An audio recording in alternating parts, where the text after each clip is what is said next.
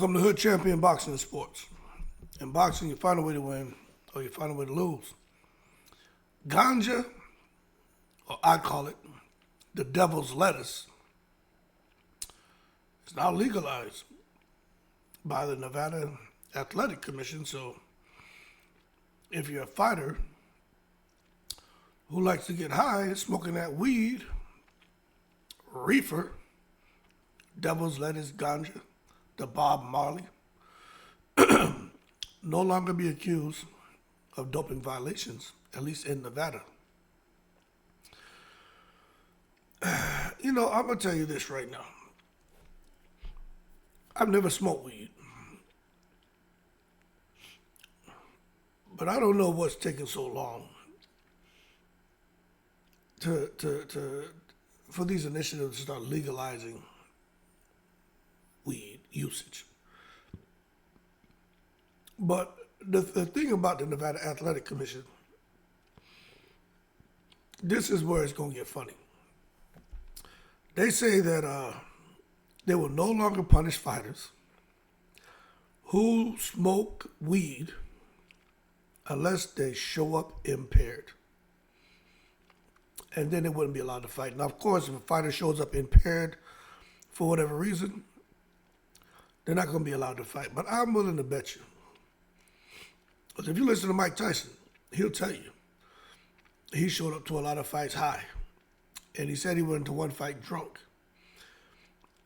Mike Tyson's been saying a lot of shit. I know that he's an open book, pretty much a free spirit when he speaks now. But I'm not so sure Mike Tyson came into a fight drunk. The weed usage, who knows? But I think there are going to be fighters who are going to get high and take it to the stupid. And I'm going to be sitting out waiting to see that shit happen. I'm telling you, I'm going to crack up. I'd love to see a fighter get in there high and get his ass kicked.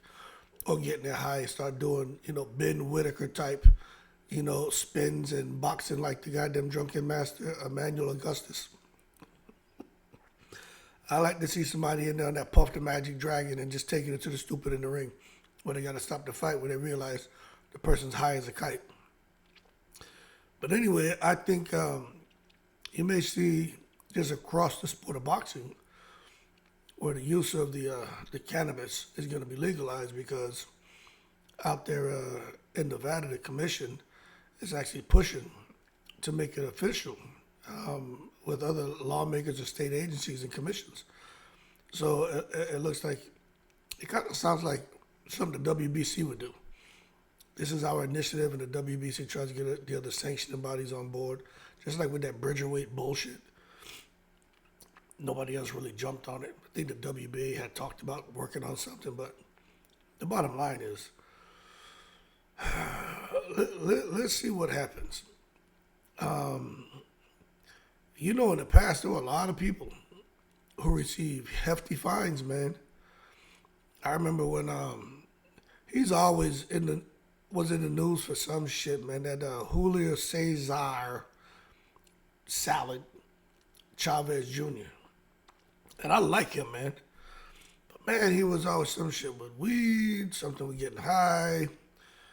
Always something going on with that boy, man. And I remember before the Nevada Athletic Commission was trying to get $1 million out of him. But they ended up settling, and I don't know what happened, but kind of got it reduced to $100,000. But you look at, what's his name? Keyshawn Davis. He was in Houston. But if this whole thing with using cannabis wouldn't have been illegal out there, at least for a boxing event, Keyshawn would have been just fine. So he can say he stopped smoking. And all these guys can say they're not smoking. But if they make it legal, I think you're going to see more people out here openly doing it and talking about it. But I think a guy named Kevin Kroom, Tim Elliott, Jamal Hill, Trevin Jones, Louis Pena, and Nico Price in 2020. And in 2021 was Bevon Lewis. Those guys had a lot of cases with weed usage in their sports, man. But if you ask me, what would, like somebody getting in the ring or training and smoking weed, that shit slows you down. I've never done it. I never done any drugs, man. I never sold drugs. I never none of that shit. I didn't grow up around that shit. My thing was chasing women, man. In the gym and chasing women. Had a little chip on my shoulder, a bit of a hothead, but that was it. So when I see these motherfuckers just sitting around here getting high and wasting their time, I'm like, all these women out here, you chasing after drugs, you should be chasing after these women. But anyway, I don't see why somebody would want to do that shit if you're an athlete. Like, I just don't get it. It's like an addiction to some people. So yeah, I don't understand it. Why would you want to risk getting suspended and fined? I mean, even now you won't be suspended and fined, but why you want to potentially be slowed down and not give yourself the best chance at winning a fight? Doesn't make sense, but I mean, it is what it is. So we'll see if the other states, legal authorities, commissions, we'll see if they follow suit and kind of pick up where the Nevada State Athletic Commission kind of left off and said, all right, they did it, so we're going to kind of benchmark their efforts, and we're going to do the same thing. But I just feel across the board, they should just alleviate these fines and penalties for using weed. I mean, if one state does it or two states do it, why not everybody? Like, it could be because of that Wu-Tang covering that dollar bill, y'all, because there's some money in that shit. When these guys violate, they got to pay fines. That's money. That's free money. You know how many? A lot of people smoke that shit, and if they keep, violating the rules, there's always a steady stream of income or revenue to these commissions. But let's see what the future holds.